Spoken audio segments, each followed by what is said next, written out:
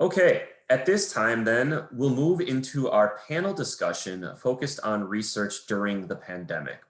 So I welcome all of our student presenters to turn back on their cameras. And additionally, I'd like to welcome and have them turn on their cameras Dr. William Parker, Assistant Professor of Math and Physics at UW-Parkside, Dr. Gokul Gopal, Associate Professor of Engineering Physics at UW-Platteville, and Will Hoyer, Director of the Office of Research and Sponsored Programs at UW-Platteville. For our audience, switching into gallery view may be best for viewing this portion of the event. All right, so I'm going to start off first with William. William, we're curious, how were you able to structure your lab so that you were in compliance with your campus's COVID-19 restrictions? So my lab is a computer lab. So there's a room with a bunch of computers in it. And typically students don't have to be in the room to use the computers. They can access them off campus. We have a few hiccups with like security. They have to be authenticated through a process that normally students don't have to go through.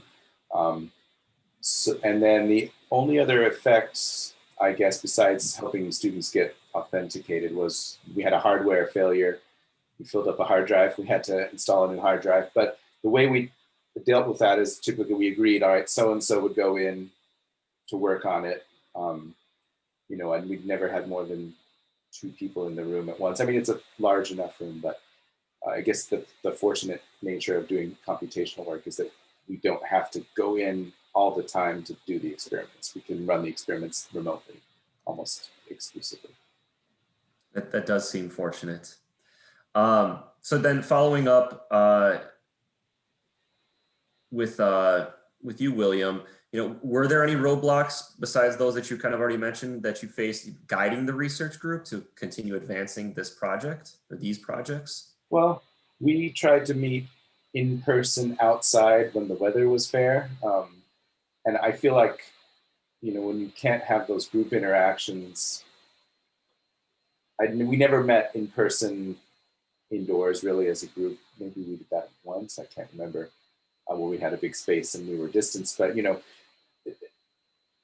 I think there's a lot you can gain from watching other people do things, even on the computer. And it's possible to do that remotely, but it's not as, it loses something when you're not in person. Great, thanks.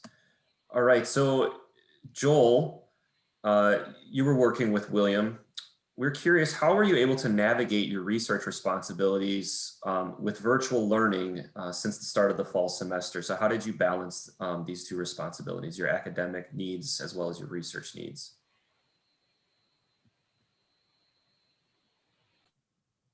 It wasn't, in my experience, it wasn't too much of a change going from in-person to virtual. So it was just really a change of environment, to be honest. So once we did change to virtual, it didn't take too much to accustom to it, just to get accustomed to the classes. But other than that, my schedule with research stayed the same. Great. And Ryan, same question for you. How was it balancing your coursework with your research? It was roughly the same. Like Dr. Parker mentioned, if there was a hardware failure or whatever, we had to be more careful about it if we had to meet in person. I would prefer to meet with Joel and Dr. Parker directly in person as much as I can instead of being on the computer, because it is harder. But overall, I think we adapted pretty well with everything being computational as is. So. All right, thanks. Sticking with you, Ryan, then one additional question. You know, do you think the challenges that you face this year could affect your plans for what you want to do next? In terms of research, not. Yeah, okay, sorry, go ahead, yeah. Oh, well, in terms of research, I don't believe so. I suppose with last year, some of the conferences were canceled and stuff, so that probably impacted some things. overall with applying for grad school, because I'm graduating this semester. The only real difference is there's no GREs. So overall, there hasn't been any major roadblocks that I can think of. Okay, thanks. And Joel, same question to you. You know, do you feel any of the hiccups or roadblocks that maybe you ran into this year could affect or delay anything that you have planned for yourself moving forward? Same as Ryan. I don't think so too much, especially since the research that I was doing wasn't much. So in that regard, I don't think too much. Great. All right. And then just coming back to you, William, one more time. You know, it does sound like, luckily, like as you mentioned, you're working more in the you know, cloud space. So the on-campus presence wasn't as much of a roadblock for you and your team. But overall, you know, it sounds like there maybe were some slowdowns. So do you feel like once restrictions are fully lifted, you'll be able to ramp right back up, or will those still be a little bit of a delay? Yeah, I don't think there'll really be any delay for us. One thing that I wanted to mention that Joel didn't mention was that we were about to send him to a national conference at the outbreak of the pandemic.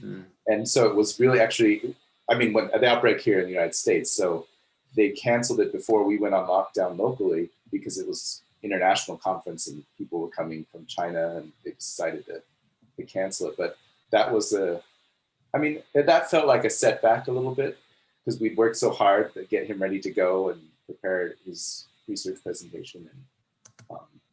And then we just had to say it's not happening. You know, they didn't even go virtual because it was at the very beginning. But yeah. I think like now everyone has adapted. You know, I've been going to virtual conferences now for months and months, and I think we're full speed even when the restrictions are relaxed. Great, yeah, and here we are today. So, absolutely. All right, so then kind of shifting focus then to our other faculty mentor and our other two presenters. Starting off with Gokul, you know, knowing that your research group, you know, works a little bit more in a physical lab space. Can you talk about how you were able to, you know, stay within the compliance or the requirements of your campus's COVID-19 restrictions? Sure. So I think back in March of last year, there was a call that went out to faculty involved in research to come up with plans for how they intend to continue doing research and what their proposals were for going forward.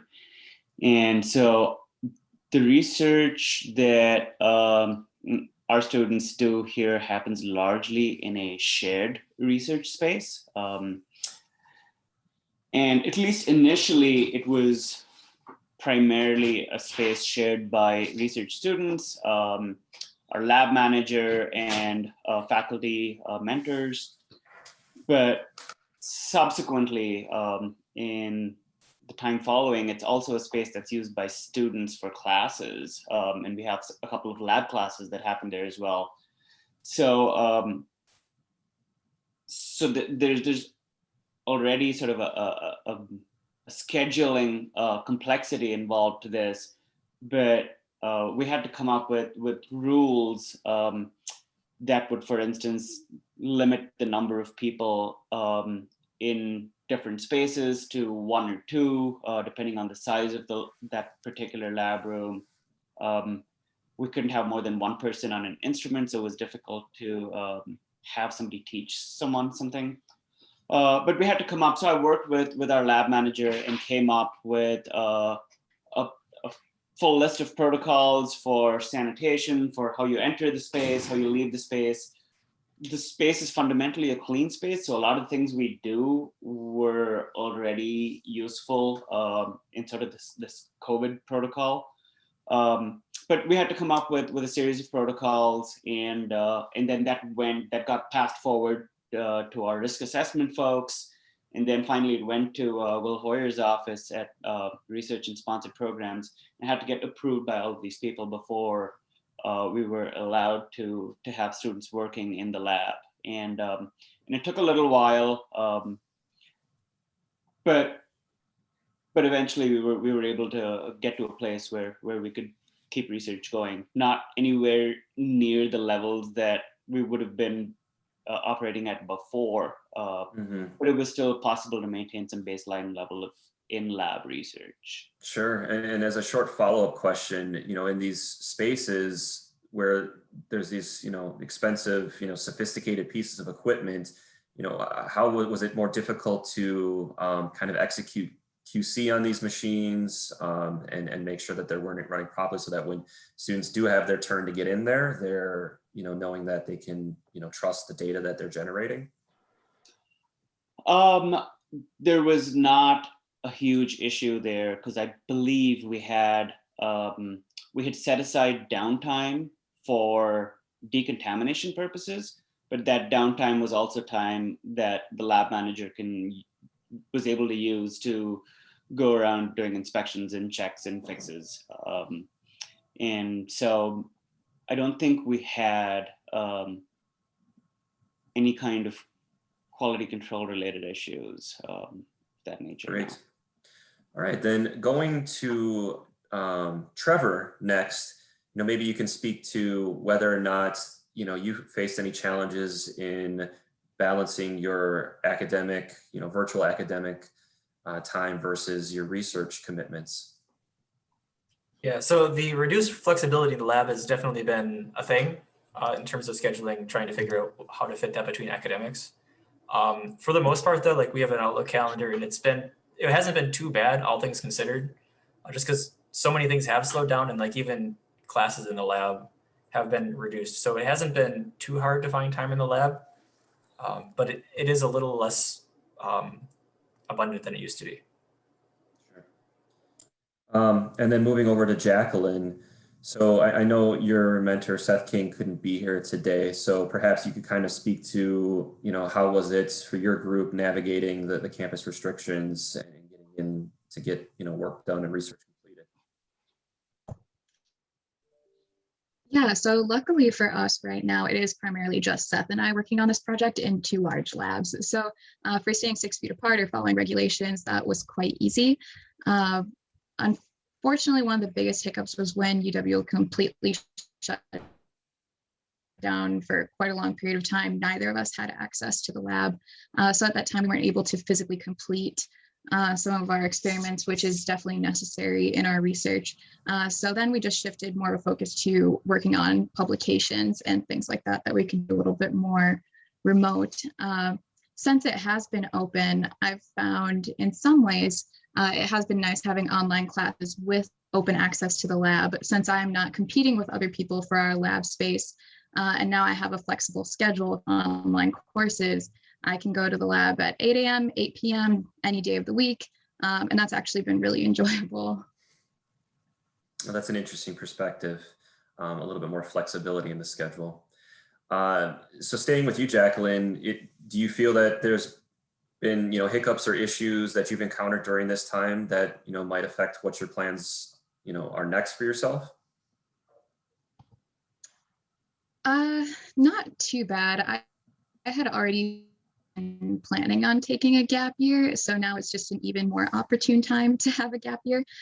So it's not affecting me a ton. My ultimate goal is to go into more the medical side of things, so there is that consideration, but ultimately, no, not. Great. And Trevor, same question to you. Yeah, so I had a similar situation to Ryan where we were planning on going to a national conference right before everything happened, and that just got canceled. Fortunately, we were still able to contribute to like the proceedings for that, so it wasn't like the work we put towards it went somewhere, but it would have been nice to be able to go to that and make some connections for that.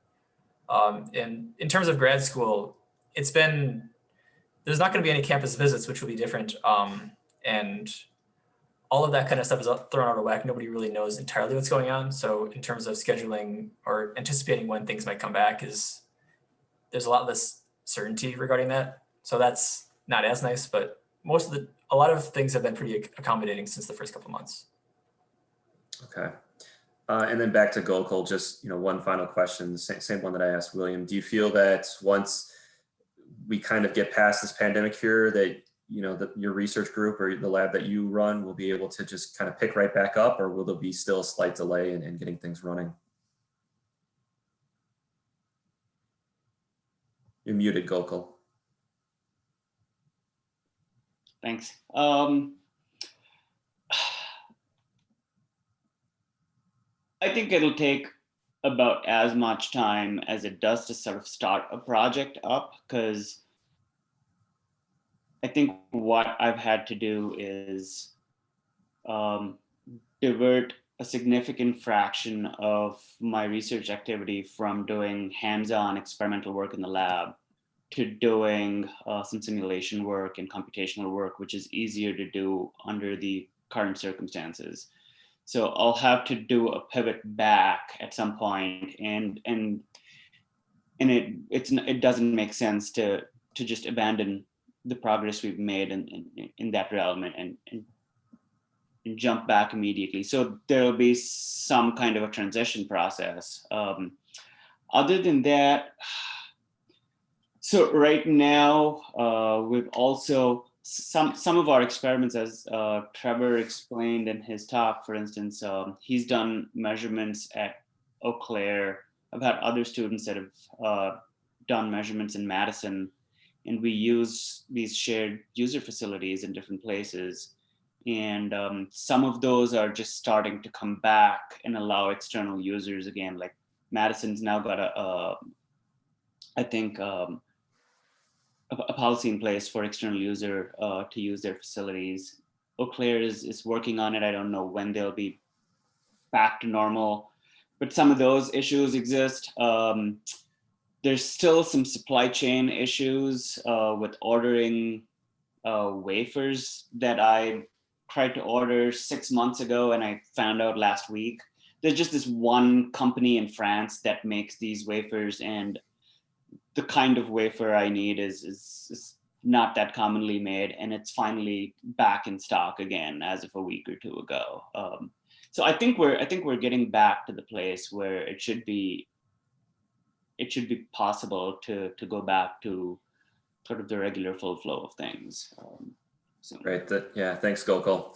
All right, Will, thanks for hanging in there. I appreciate you joining us for this panel. What I wanted to ask you, Will, is sort of what perspectives or stories can you share to maybe give a bigger picture and broader view on the challenges faced this past year, and how have faculty and students, either overcome them or maybe succumbed to them?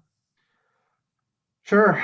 Well, I mean, I think it runs the gamut. I mean, I think Jacqueline and Trevor and Ryan and Joel have been fortunate. They've been relatively, little impacted and still able to continue a lot of their research, but certainly there are faculty and students who have basically had to shut their stuff down. We had a few students who got offered opportunities to do summer research last summer, and they just had to decline because they were doing human subjects research where they were interviewing people and had to be in person, and that just couldn't happen. We had a chemistry student who had to decline because he had to be in a lab with other people for safety reasons, and it was a small enclosed space, and there was no way around that. Certainly students who were doing field work, traveling to field sites on rivers or streams or something like that, instead of traveling in a group of 4 in one car, sometimes they had to take 4 separate cars in order to be safe. So you had additional expenses, travel expenses and things like that. And that was prohibitively expensive for something. So but on the other hand, some people were certainly able to pivot and, instead of doing experiments, they were focused on literature reviews and, that sort of thing. So, but I think overall, I mean, the biggest impact has just been the time constraints. Like faculty are just, especially, last spring and then early this fall, it just took so much time and mental bandwidth to adjust to teaching online and all the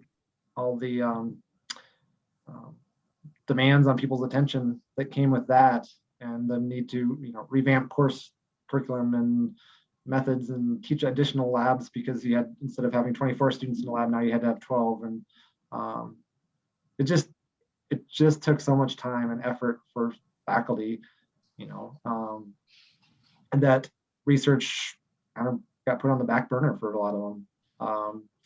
And some students and faculty, certainly in Southwest Wisconsin, where internet connections aren't that great sometimes, struggling to, get internet connections that are fast enough to do research or simulations on computers and things like that.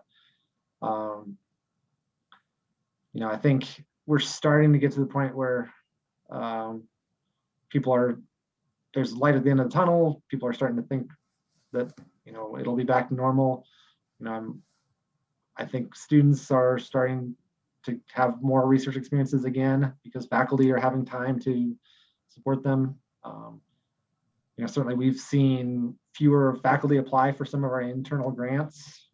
Again, I think it just goes back to that mental bandwidth. They just didn't have time to do it. It wasn't a priority. We had fewer students certainly apply for scholarships for this last fall. But again, that was because campuses were shut down last spring when they had to be applying. So yeah, lots of things just got dropped, got put on the back burner. I think a lot of that will pick up, pretty quickly. But there are certainly something to be said for momentum. I'm sure faculty understand that. Once you get going and students get excited and they want to devote more time, they're working hard, but when you've lost all that momentum, it can be hard to get started sometimes. So we'll see. That's a very appropriate analogy for a kind of a physics-oriented group here. So yeah, overall, what can we talk about? Yeah.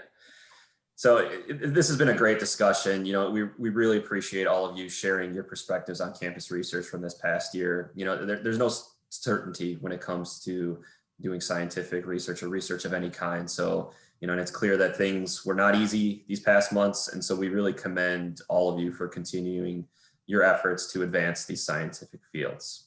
So yeah, I applaud you. All right, so then at this point, rather than splitting into breakout rooms, we've decided to keep all attendees together here in the main room. So if everyone, that's still with us here in today's event wants to turn on their camera, that'd be fantastic. And we wanted to provide then this opportunity to either ask additional questions of our presenters, to ask questions related to the panel discussion, perhaps, share your own perspective or experience on conducting research this past year. Does anyone here have anything that they would like to share? I have a thought I guess I wouldn't mind throwing out there. Go ahead, William. I've spoken a bit already, but I was thinking about what has felt different research-wise, for me. And I wonder, it feels like the reduced student interaction, and I don't mean with the people that I'm working with now, but I mean like the students that I'm not working with, right? I haven't had any good contacts for people to start working with me on research. And I wonder if others have experienced that, or for the students, if you have people that you talk to that are like, yeah, I just don't feel up for research these days or what, I wonder if that's a thing too. So kind of suppressed willingness or interest in pursuing research on top of studies.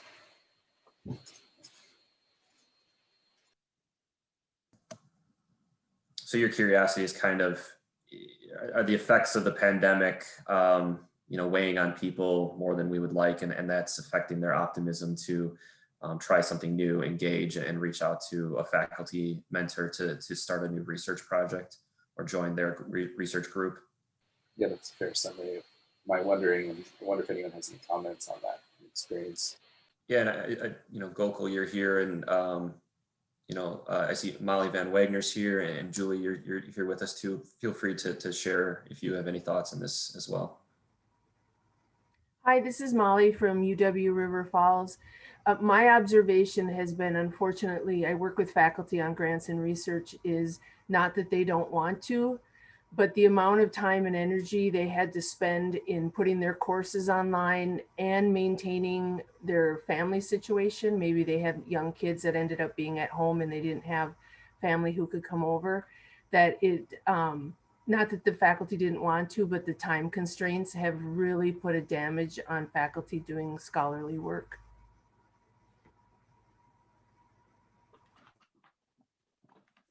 I guess I could comment kind of more on my daughter's experience. So my daughter is a junior here at UW-Madison, and she started off during this pandemic with a lab job doing research for credit, and she did not have a good experience.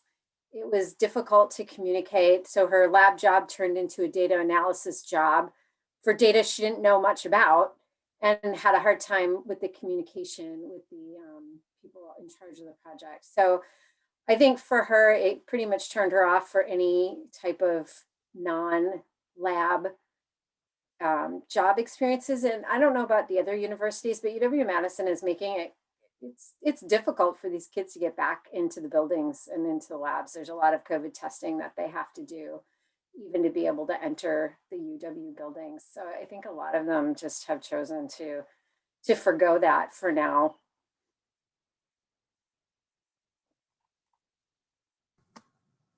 Generally, any other thoughts or experiences anyone wants to share?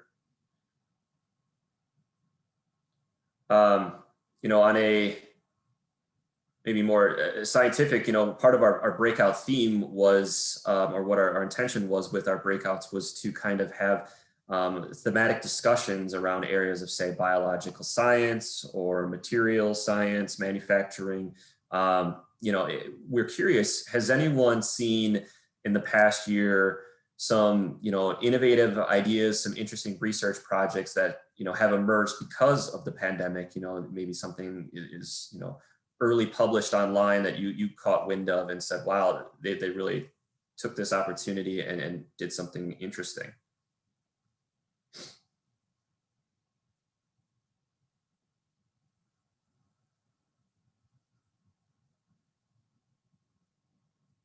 You know, one of the things we saw yesterday with day one, kind of the theme was materials to the rescue. So we got to see a lot of innovations and research that focused on, you know, PPE, decontamination of, you know, health care items. And so that was one area that, you know, we thought was pretty impressive, that people were taking, you know, what they've been working on and either pivoting it or shifting their focus completely to attack the pandemic and problems associated with that. Yeah, Tony, I think what also was really interesting about yesterday was the focus on how, especially Kimberly Clark, had really increased their level of collaboration with other partners to really kind of rise to the challenge, all hands on deck concept. So I guess that's a question too for our students and our faculty here today is, you know, how impacted has collaboration been? And is the virtual world easier to you know, to collaborate with disciplinary or across institutions, or has that really been hampered as well? I can maybe speak to some of that. At least in the material science space,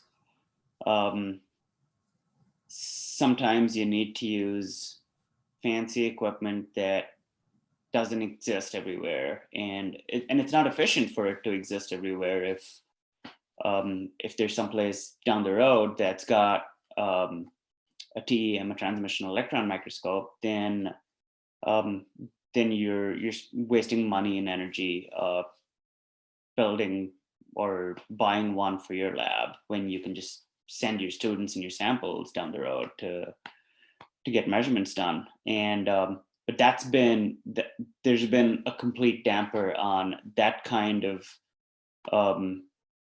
ability to collaborate in person using these shared facilities. And I think that's probably the biggest obvious downfall I've seen in terms of collaboration. And I think beyond that,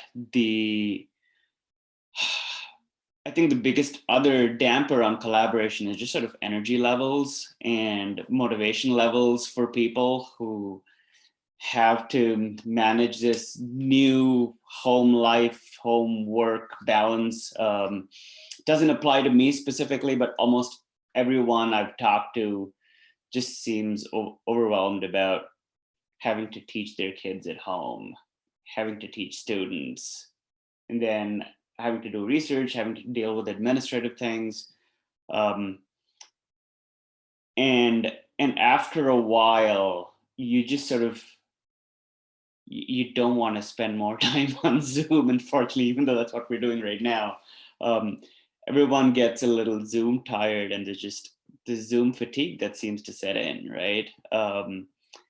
And that's kind of the only mode for collaboration at this point. And I think it's just the energy and motivation for that mode of collaboration seems kind of low. And it's hard to convey excitement for ideas over Zoom. I mean, if you're sitting eating a meal with someone or sharing a beverage with someone and talking science, that's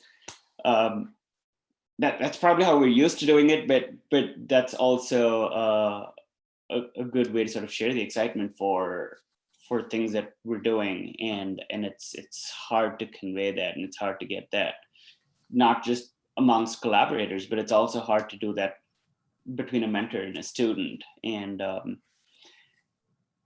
I think that's sort of another big damper to collaboration, Mike. Yeah, thanks for sharing those thoughts, Gokul. It looks like, Will, you have your virtual hand up. Yeah. So I agree with Gokul for the most part, although I'll present a slight counterpoint, and that's, I think the first, back in March and April and May, people were terrible at Zoom. And it was really hard to get much done over in Zoom meetings, and it was hard to get to know people. But as we've all gotten more and more used to it, we've become more natural. You get to know people better. Like, it feels more like you're in person as people have become more comfortable with it.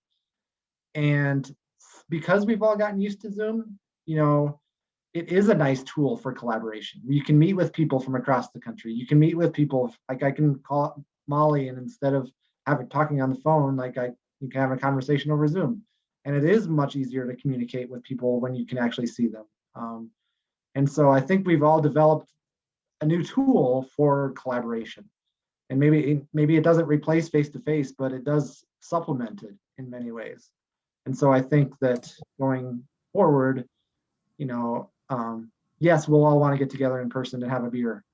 But when that's not possible, we can just have a Zoom call and get more done than we would if we were shooting emails back and forth or just talking on the phone. So. Yeah, I can echo that. It's at WiSys, we cover 11 four-year institutions, in addition to a number of two-year institutions that are connected to those four-year institutions. And when things do return to normal, our plan certainly is to get back in person to our campuses to engage with our faculty, our staff, our students, administrators. But as to your point, Will, we almost have a new tool, or an added tool that if I'm on one campus one day, there's no reason it can't, to a certain extent, feel like I'm also on another campus, because I can have that face-to-face with someone else, midday when they want to take a meeting. So yeah, I think that's a really valid point. Seth, you have your hand up. Hey, yeah, sorry I'm late. I had class there. So I kind of get to walk the line between both what Gokul and Will said, because I think they're both extremely important kind of statements. Is, the one side becomes, if I just have to have a conversation with somebody, I am much happier using, or I'm fine with using Zoom or whatever. But I also have to agree with Gokul being a very equipment heavy researcher, and also someone that runs an instrumental facility. It's a very difficult life to be a material scientist at least experimental researcher right now, because our experiments are often driven by being on site, working with individuals, and being dynamic enough to change what happens in real time as we run an instrument. And that's really taken a cut out of, you just simply cannot do that virtually, whether you're operating the computer alone or remotely or not, or just immediately on a Zoom call with someone operating it. You just simply can't have that real-time feedback. And then another thing I've found just with my facility is the number of collaborators and people that I work with is just fundamental burnout from trying to keep everyone being able to access things as they were before. But now it's basically just me and my research scientist being able to run data, and take data. So it is, for the discussion aspect, life isn't easier in many ways because we could just hop on Zoom and talk to people. From a getting new data aspect, it's substantially more difficult, and we're very, very hindered simply because you don't get the PI at the location running the data as often as we used to. And also for those of us that are trying to keep our facilities actively being used for the user base across the system, we just simply don't have the time. And Gokul kind of said this, in the teaching kids, but for those of us, we're just running out of the energy of being able to try to always be on and keeping things running. So it's very much an interesting, tough dichotomy between the two. And I think the result is that communication between collaborators is probably up, but the overall ability to take new and exciting data and get scientific results is really just going at a snail's pace right now. If I can kind of pull the glass half full from that, it sounds like when ideally things do get back to normal and you can have that in-person instruction, management and collection of data mixed in with the ability to have a more face-to-face on-demand collaboration with researchers not at your location, we might have the best of both worlds. I completely agree. I think we will come out of this better. There's going to be a lag in just scientific results for a while, just as people kind of catch up. But I think you're exactly right. I think it's many of us that have been kind of, let's do it. I'll drive up. Let's talk about things. Let's run the data. I think we are going to be much more willing to do kind of preliminary discussion stuff virtually. And then we're basically ready to go once we hit on site. So I think you're exactly right. I think there is some benefit out of it. I think just for the immediate time, it's kind of, we're going to lag a little bit. Yeah, Ricardo. You have your microphone muted, Ricardo. Yeah, I can give you a different perspective as I don't work in a research facility. I work at the patent office in Brazil. And since the last March, we were in a high rush to put everybody working from home. And we have like 500 to 600 officers going home to work from home remotely. So we also had fast lines to prosecute COVID-19 related applications, patent applications related like breathing equipments, vaccines, cooling equipments, and medicine, stuff like that. All we have to create fast lines to prosecute this kind of patent applications. So it was, so about Zoom, it's good to be here because I could visit my daughter at Stevens Point, Wisconsin. And if I hadn't had this opportunity, I wouldn't have had the curiosity to know what's happening about material science research in Wisconsin. So I researched, I Googled a little about you. So that's the reason I'm here. So it's a positive perspective. That's great. Thank you for that, Ricardo. Ray, yeah, go Oh, that's a clapping hand. Sorry, I thought that was the hand raise. Yeah, any other thoughts from anyone around the virtual room here? I think this has been a fantastic discussion, and you know, we've had a nice few moments here to just kind of debrief and talk things through. I'm sure these things have kind of been weighing on people, or it's been things you've been thinking about, you know, since this all started almost a year ago at this point. But this has been a really interesting discussion for us to have here, and we really appreciate you all taking part in it.